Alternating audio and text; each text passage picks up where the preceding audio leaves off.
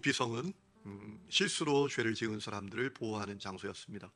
그런데 도피성을 만드는 것도 중요하지만 그 도피성에 사람들이 안전하게 보호되도록 조치하는 것도 중요하지 않겠습니까?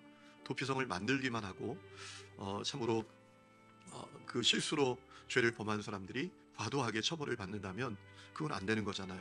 오늘 우리가 읽은 말씀은 이 실수로 살인하는 사람을 어떻게 보호할 것인가에 대한 내용을 우리에게 알려주고 있습니다. 먼저는 이 회중의 역할이 참 중요합니다. 가해자와 피해자, 가족 사이에 정의로운 판결이 이루어질 수 있도록 도와야 한다라고 했습니다. 여러분 24절 말씀 보면 이렇게 되어 있죠. 회중이 친자와 피를 보복하는 자 간에 이 규례대로 판결하며 라고 했습니다. 이 말씀은 다른 번역본으로 이렇게 번역을 했더라고요. 일단 이 법령을 따라 재판을 받아야 한다. 회중은 모여서 그 가해자와 피를 보복한 사람 사이를 판가름해 주어야 한다라는 겁니다. 그러니까 무슨 얘기인가 하면 실수로 죄를 지은 사람이 억울하게 처벌받지 않도록 잘 판결해야 한다라는 겁니다. 정의롭게 판결이 되도록 도와야 한다라는 겁니다. 회중이 적극적인 역할을 할 수 있도록 하신 것이죠. 불의한 판결이 아니라 정의로운 판결이 이루어질 수 있도록 회중들이 적극적으로 역할을 감당해야 한다라는 것입니다. 두 번째는 고의가 아니었음이 확인되면 안전하게 도피성으로 피할 수 있도록 해야 한다라는 겁니다. 자, 회중들이 모여서 판결을 합니다. 판결의 결과가 이건 고의가 아니야, 우발적인 것, 우발적이라기보다 이것은 의도가 있지 않은 거야, 실수로 지은 거야 라는 판결이 이루어지면 도피성까지 안전하게 갈 수 있도록 도와야 한다라는 것이죠. 25절 말씀에 그가 피해자의 가족들에게 복수당하지 않도록 안전하게 도피성으로 돌려보내도록 한 것을 확인하게 됩니다. 25절에 보면 이렇게 되어 있죠. 피를 보복하는 자의 손에서 살인자를 건져내어 그가 피하였던 도피성으로 돌려보낼 것이요 그는 거룩한 기름 부음을 받은 대제사장이 죽기까지 거기 거주할 것이니라 라고 했습니다. 그러니까 우리가 간단하게 얘기하면 판결이 끝나면 도피성으로 안전하게 이동할 수 있도록 조치해야 한다라는 겁니다. 오늘 말씀을 통해서 중요한 사실을 깨닫게 됩니다. 하나님께서는 공동체가 어려움을 당한 사람의 문제에 적극적으로 관심을 갖고 참여하기를 원하셨다라는 겁니다. 공동체 역할을 대단히 중요하게 여기셨다라는 겁니다. 그가 공정한 판결을 받도록 도와야 되고 또 판결이 이루어진 다음에는 그가 안전하게 도피할 수 있도록 또 도와야 한다라는 겁니다. 공동체가 다 그렇게 해주어야 한다라는 말씀이에요. 여러분, 이 말씀이 오늘 우리에게 대단히 중요한 말씀이에요. 왜냐하면 오늘 우리 시대는요, 공동체의 기능이 점점 더 약화되기 때문입니다. 사람들이 다 개인주의화 되어 있어요. 각자 도생의 시대입니다. 자기 실현이 목적입니다. 주변에서 사람들이 어려움을 겪고 큰 문제가 있어도 별 관심이 없습니다. 오직 내 문제에 대해서만 관심이 있습니다.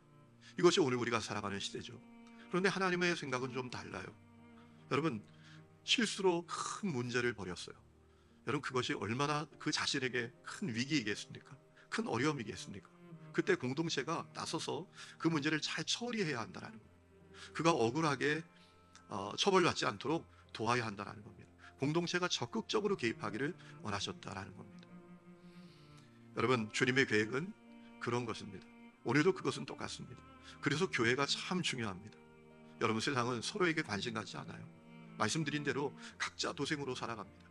그러나 교회만이 우리가 그리스도 안에서 한 지체이기 때문에 우리가 옆에 있는 지체들을 남으로 여기지 않고 나와 같은 형제 자매라고 여기고 돌아보지 않겠습니까? 성경 우리에게 뭐라 말합니까? 우는 자와 함께 울고 웃는 자와 함께 울라. 서로 돌아보아 사랑과 선행을 격려하라 라고 했습니다. 공동체 역할을 적극적으로 가능하게 하라고 성경은 우리에게 이야기하고 있다라는 겁니다. 그러므로 우리가 서로를 잘 돌봐야 합니다. 누가 어려움을 당하고 큰 문제를 만났을 때 그를 잘 살피고 돕고 섬기는 은혜가 우리 가운데 있어야 한다는 것이죠. 오늘 그 은혜가 여러분 가운데 있기를 축원합니다. 오늘날 교회에서도 이것이 너무나 중요합니다. 여러분, 오늘 교회는요, 그저 각자 도생의 신앙 같아요. 그래서 우리에게 순이 있는 거고 또 선교회도 있는 것이죠. 여러분, 잘 돌아보는 것이 필요합니다. 어려움을 만난 사람들을 잘 돕고 또 살피고 섬기는 것이 너무나 중요합니다. 오늘 그 은혜가 우리 모두에게 있기를 축원합니다. 자, 그렇다면 도피성으로 피신한 사람은 언제까지 도피성에 머물러야 되나요? 모니터 좀 줄여주세요. 목사님, 문목사님, 모니터 좀 줄여주세요. 도피성으로 피신한 사람은 언제까지 도피성에 머물러야 되나요? 오늘 25절 말씀을 보니까 대제사장이 죽을 때까지입니다. 여러분 25절에 보면 이런 말씀이 있지요. 피를 보복하는 자의 손에서 살인자를 건져내어 그가 피하였던 도피성으로 돌려보낼 것이고 그는 거룩한 기름 부음을 받은 대제사장이 죽기까지 거기 거주할 것이니라 라고 했습니다. 28절에도 대제사장이 죽을 때까지 도피성에 머물러야 된다라고 했습니다. 대제사장이 죽으면 자기 집으로 돌아갈 수 있다라고 했습니다. 이는 살인자가 대제사장이 죽기까지 그 도피성에 머물러야 할 것임이라. 대제사장이 죽은 후에는 그 살인자가 자기 소유의 땅으로 돌아갈 수 있느니라 라고 했습니다. 32절에 보면 또 그 사실을 언급하고 있습니다. 또 도피성에 피한 자는 대제사장이 죽기 전에는 속전을 받고 그의 땅으로 돌아가 거주하게 하지 말 것이니라 라고 했습니다. 만일 그 전에 그가 도피성 밖으로 나가면 누구에게 죽임을 당해도 복수를 당하여 죽어도 그 책임은 스스로에게 있다라고 했습니다. 여러분 그것이 26절과 27절에 나오죠. 그러나 살인자가 어느 때든지 그 피하였던 도피성 지경 밖에 나가면 피를 보복하는 자가 도피성 지경 밖에서 그 살인자를 만나 죽일지라도 피 흘린 자가 죄가 없나니 라고 했습니다. 여러분 이런 생각을 해봅니다. 왜 대제사장이 죽기 전까지 집으로 돌아갈 수 없는 것일까? 여러분 궁금하지 않으십니까? 대제사장이 죽을 때까지 그 도피성에 언제까지인지는 모르고 계속 머물러 있어야 합니다. 제가 주석을 찾아보니까 여기에 대한 얘기가 없더라고요. 뭐 자료를 찾아봐도 거기에 대한 내용을 알 수 없더라고요. 정확하게. 왜 그랬을까? 아마도 그랬던 것 같아요. 대제사장이 죽으면 자기의 죄도, 그 죄를 지은 사람의 죄도 면제된다라고 보았던 것 같아요. 여러분 여기 하나님의 구속사가 담겨 있는 것 같지요. 여러분 예수님의 죽으심으로 우리의 죄가 다 면제되지 않았습니까? 예수님이 십자가에 매달려 피 흘려 우리의 죄값을 다 치르셨잖아요. 그래서 우리가 죄값을 치르지 않는 것이잖아요. 죄가 면제되는 건 아니겠습니까?